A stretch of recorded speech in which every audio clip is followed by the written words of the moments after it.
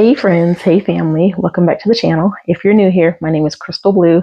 I do Christian content. I also do what's called the word of the day, and I also have shorts of me and my family having fun together.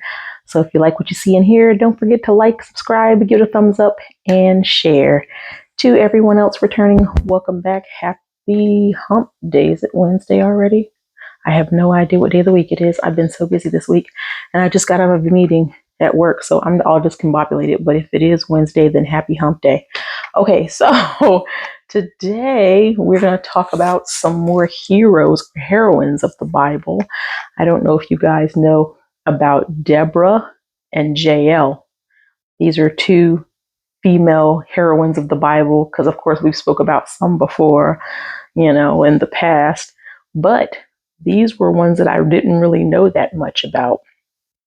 So the story starts with Deborah and Barak. Now, Deborah is a prophetess, and she has been spoken to by the Lord, and the Lord is telling her that Barak is going to defeat a tribe of people who have again taken over the Israelites, because the Israelites have disobeyed once again by worshiping other gods. And another tribe has taken them into captive. King Jael of Canaan has taken them into captivity again, and they're slaves again. So Deborah the prophetess, she tells Barak, hey, you are going to go and take out the army. But the leader of the army, Sisera, he's going to be taken out not by you, but by a female. And he's thinking, are you serious? Really? So in this story, it's like the prophetess Deborah, she tells Barak, yeah, you're going to take out the army, but the lead guy, the bad guy, he's going to be taken out by another female. So God is going to deliver that through a female, not a guy. So the female is going to be the hero in this story, or the heroine, as it were. So I just want to read to you. This is from the book of Judges, and it's in chapter 4. And it begins, again, the Israelites did evil in the eyes of the Lord. Now that Ehud was dead. So the Lord sold them into the hands of King of Jabin, king of Canaan, who reigned in Hazor. Sisera, the commander, and Sisera is the commander of the army. He's the bad guy that's going to be taken out by an unlikely heroine. The commander of his army was based in Harosheth Hagoyim. Because he had 900 chariots fitted with iron and had cruelly oppressed the Israelites for 20 years, they cried to the Lord for help. Now Deborah, a prophet, the wife of Lapidoth, was leading Israel at the time. She held court under a palm of Deborah between Ramah and Bethel in the hill country of Ephraim. And the Israelites went up to her to discuss their disputes. She sent for Barak, son of Abonim in Kadesh in Naphtali, and said to him, the Lord God of Israel commands you, go take with you 10,000 men of Naphtali and Zebulun. Lead them up to Mount Tabor. I will lead Sisera, the commander of Jabin's army, with his chariots and his troops, to the Kishon River, and give him into your hands. Barak said to her, if you go with me, I will go. But if you do not go with me, I will not go. Certainly I will go with you, said Deborah. But because of the course you are taking, the honor will not be yours, for the Lord will deliver Sisera into the hands of a woman. So she's already telling him, I'll go with you, but do know that Sisera is not going to be taken out by you. Sisera is going to be taken out by somebody else. So Deborah went with Barak to Kadesh. There Barak summoned Zebulun and Naphtali, and 10,000 men went under his command. Deborah also went with him. Now we're going to jump down to verse 14.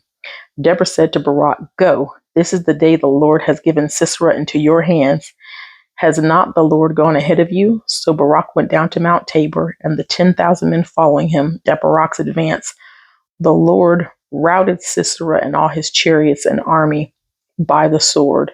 And Sisera got down from his chariot and fled on foot. So Barak pretty much took out Sisera's army. He killed everybody. But Sisera didn't get killed, so he runs off. So Barak pursues him and follows him. And now we jump to verse 18 in chapter 4. It says, Jael went out to meet Sisera and said to him, come, my lord, come right in. Don't be afraid. So he entered her tent, and she covered him with a blanket. I'm thirsty, he said. Please give me some water. She opened a skin of milk and gave him some drink and covered him up. Stand in the doorway of the tent, he told her. If someone comes by and asks, is anyone here? Say no. But Jael, Haber's wife, picked up a tent peg and a hammer and went quietly to him while he lay fast asleep and exhausted. She drove the peg through his temple into the ground, and then he died. So basically, Sisera fled and ran to Jael. Now, Jael knew he was a bad guy. So while he was sleeping, she took it upon herself to take him out because she heard what him and his army and Jabin, the king of Canaan, had done to the Israelites and how they had oppressed them. So Jael took out Sisera. She put a stake and a peg through his temple and killed him while he was sleeping. That is very gruesome. But in the end, you know, Sisera was taken out by a female. It's like, what are the chances of this happening back in the Bible days? Usually it was all guys that were taking each other out. But because of what the prophetess Deborah told to Barak, everything followed suit. So Deborah was being obedient, Barak was being obedient, and Jael was listening to the Lord. And she took out Sisera. And once again, the Israelites are free. And I just thought this was a very interesting story. I had heard it before, but like a brief overview, I hadn't really heard it in detail. So I decided to read it for myself. I said, another unlikely heroine. So Deborah and Jael are the two heroines here. And of course, Barak, yes, he's the hero too, because his army took out Sisera, took out Sisera's army. But the main person that took out Sisera was Jael, because she was obedient as well. So this story is about courage and obedience and just being faithful to God. Because again, the Israelites were being unfaithful and they keep putting themselves in these situations. But guess what? It also reminds you how faithful God is, because he delivered them once again, but this time through the hands of a woman, Jael. So it's a very awesome story, very interesting, kind of gruesome, but yet unique. So if you ever get a chance to read this, it's in the book of Judges in chapter 4, the story of Deborah. So I wanted to share that with you guys because I wasn't sure how familiar you were with it. But again, it's a story of faith, courage, and obedience. So I like that one. I hope you enjoyed this one. I hope it taught you something. And when you get a chance, I hope you can read that in the book of Judges, chapter 4. I love you guys. I'll see you in the next one. Bye-bye.